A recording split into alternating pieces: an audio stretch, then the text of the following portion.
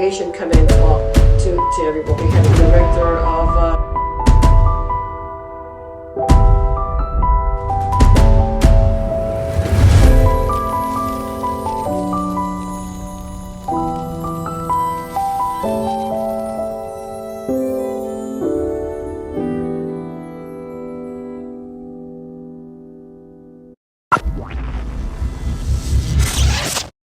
I mean, I don't know who knew that it was going to happen or when it was going to happen Right. or how it was going to happen. It Do just, you know what really precipitated that? You remember Fisher's department store? yeah. Fisher's department store is a Jewish-owned department store, clothing store, and he hired a young black man named Carl Williams to be an attendant in there. And Carl said, "Mr. Fish, your whole store is just black and white. That's all you got. If you want to attract young people, you got to have colors." So Mr. Fish had a son the same age as Carl that he was going to turn the business over to in due time. And he had been used to running it the way it was. So Carl said, I'll make you a deal. Give me one little section to make a boutique. And I'm going to bring in some suits and different things, different colors, and see how that goes. So long story short, that one little boutique outperformed the whole rest of the store. Mm-hmm. So then Mr. Fish put on an addition out in the parking lot. And that was, I forgot what the name of that was. But anyway, Mr. Fish still owned the whole place. And Somebody's World. That's a good story. Wasn't Somebody's World? I thought the name of the store was it was World. I know the word Like boutique was in it World. though, Oh, okay. Yeah. But anyway, you would have to go all the way to Newark to find clothes and accessories like what Carl had in that one little section, And so again, once that opened up, that was making a lot more money than the whole rest of that department store. So in the meantime, MCAP, Monmouth County Action Program, had small business loans they were giving to people. And my wife, at that time, we weren't married yet, but she was working at MCAP. And Carl Williams and us were friends since we were teenagers. We always fixed his cars. So he applied and got a small business loan for $125,000 to buy Fish's department store, the whole thing. Wow. Because Mr. Fish bought what turned out to be Food Town off of Deal Road. Originally, that was Woolco and Fish's in that section right there. And so Mr. Fish knew he was moving out of Asbury to the highway. And Carl made a deal. They had an arrangement to buy this place, $125,000. So in the meantime, there's a big Jewish-owned clothing store up in Newark on Broad Street called Joe Fish Men's. And Joe Fishman and Mr. Fish made a deal, and he bought the store right out from under Carl. And the thing was, I know Carl had the money because he showed me the check. And before the deal could be consummated, that went down. And then once that word hit the avenue, next thing you know, it was like a bomb went off. Did you know that? Did you know that story? Hi, I'm Marilyn Griffin, and I was born in the 40s, and I have a lovely story to tell you about some good travel. There were still a lot of issues and a lot of problems at Neptune High School. What kind of problems? Well, they didn't, as far as like the cheerleaders, if you wanted to be a cheerleader and you were black and you went out to try to be a cheerleader, you didn't get picked. Or if you wanted to be a drum majorette and you went out for it, you didn't get picked. And it was a long time before we began. I know my one friend when I was in high school, Charlita Williams, who's deceased now, and Sharon Crosby. They were finally one of the young blacks who got to be cheerleaders and the twirlers. But at one time, they didn't allow that at Neptune. They didn't pick the blacks. Wow. So Gwen Love, what good trouble started in 1998 in Neptune? So in 1998 in Neptune Township, a resident of Neptune Township, Gail Oliver, Okay. reached out to the mayor at that time, which was Pat Monroe, Okay. and invited her to Westlake Avenue, where Gail lived.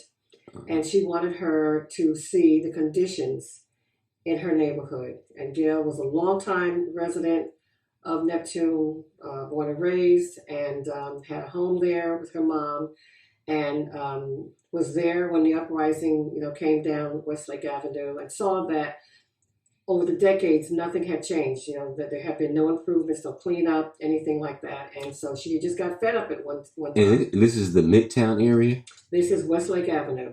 At that time was not even called Midtown. It was Westlake Avenue.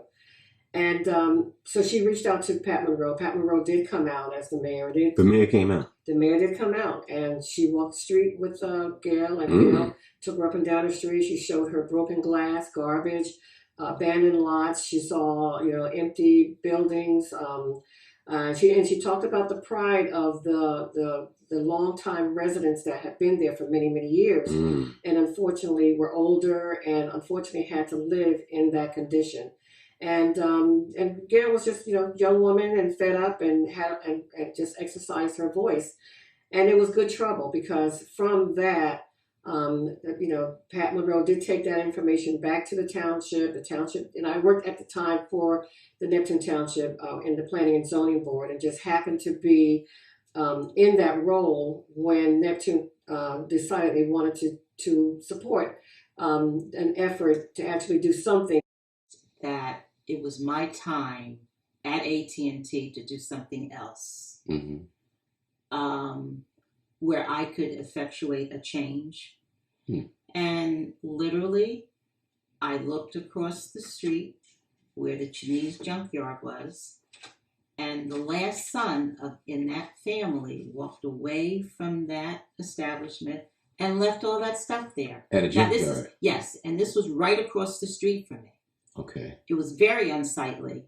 And he... Unsightly, like a Sanford and Son type of thing? Yes, absolutely. Absolutely. Wow. Yeah. It was what's called a scrap metal. They collected scrap metal and, would sell and whatever, give money to people who would come to drop off different types of metals.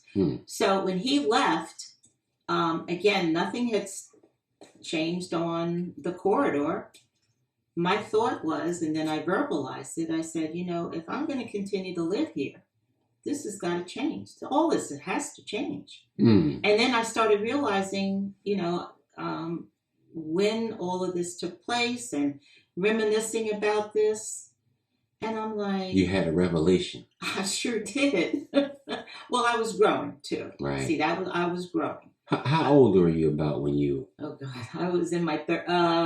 I was probably in my 30s by that time.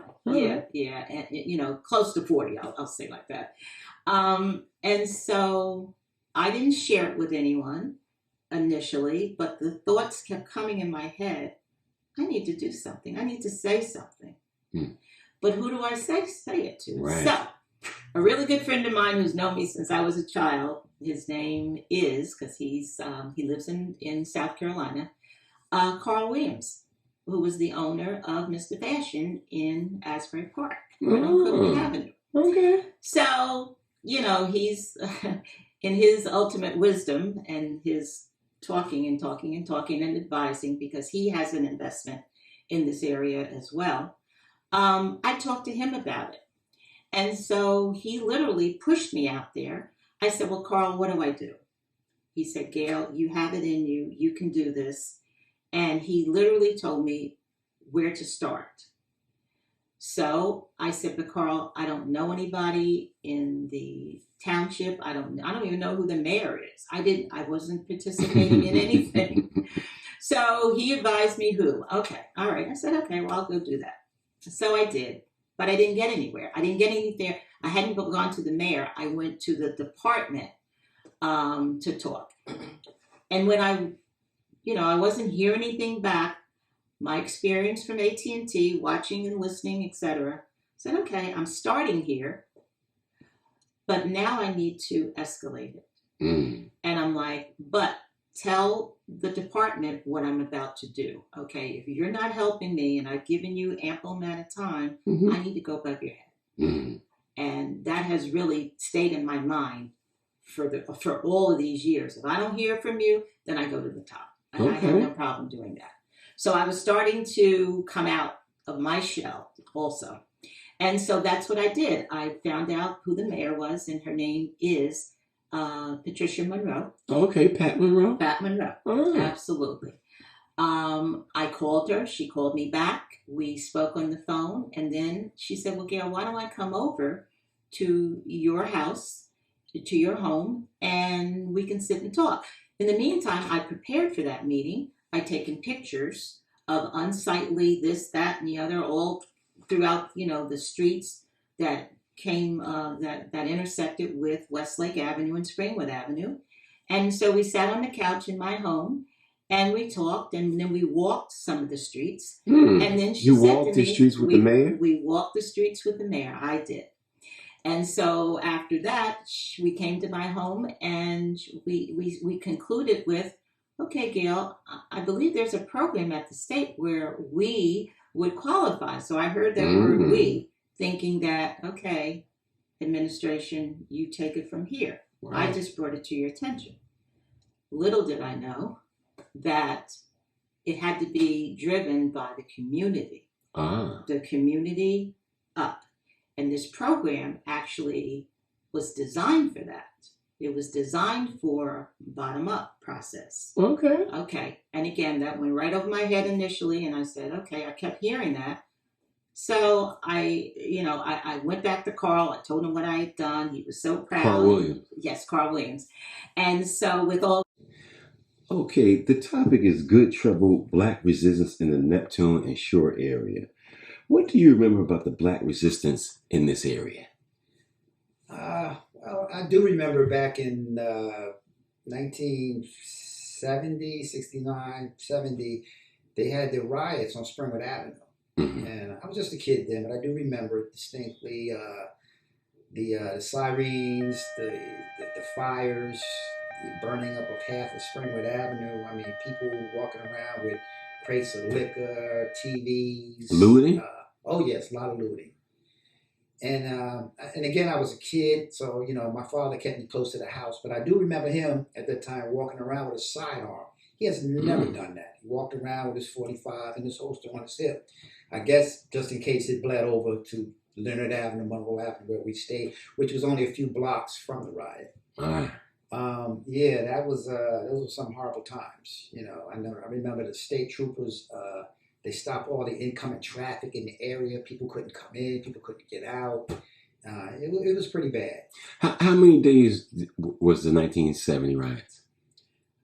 This went on for 3 or 4 days. Wow. It went on for 3 or 4 days. And it came to a halt when, the blacks tried to go across Main Street. Main Street was the east side. And to me, it seemed like they let them burn up the west side. And once they tried to cross Main Street,